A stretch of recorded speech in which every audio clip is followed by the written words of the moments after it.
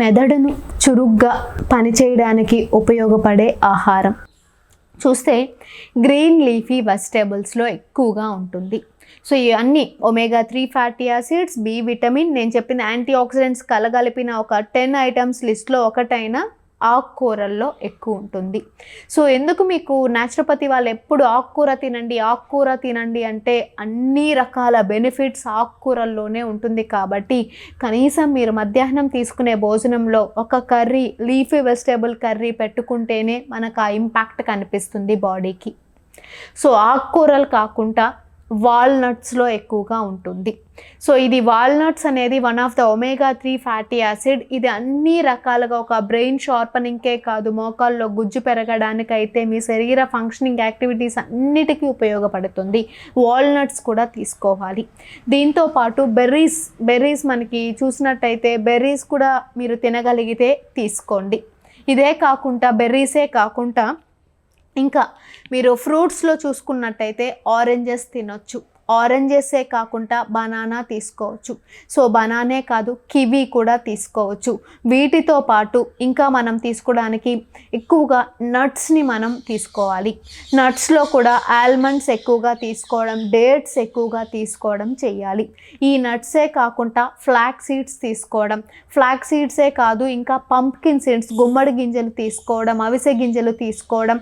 ఇవి ఏంటంటే వీటిల్లో ఎక్కువగా మనకి ఈ omega-3 fatty acids, vitamin B, antioxidants rich ఎక్కువగా ఈ ఐటమ్స్లోనే ఉంటుంది.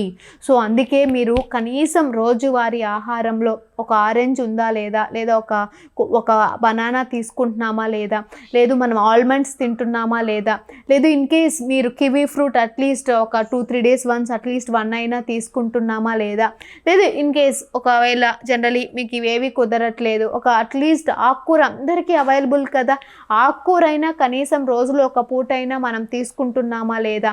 నేను చెప్పిన ఈ ఫుడ్ లిస్ట్ ఏదైతే ఉందో ఈ ఆహారంలోనే మనకి ఎక్కువగా యాంటీ ఆక్సిడెంట్స్ ఉంటాయి. యాంటీ ఆక్సిడెంట్స్ ఎక్కువ ఉండడం వలన ఏమవుతుందనంటే బాడీలో మనకి అన్వాంటెడ్ వేస్ట్ బయటకి వెళ్ళిపోవడం, బాడీని ఒక ఇమ్యూనిటీ విధంగా తయారు చేయడం, బాడీకి ఒక స్ట్రెంగ్త్ ఇవ్వడానికి ఎంతగానో ఉపయోగపడుతుంది.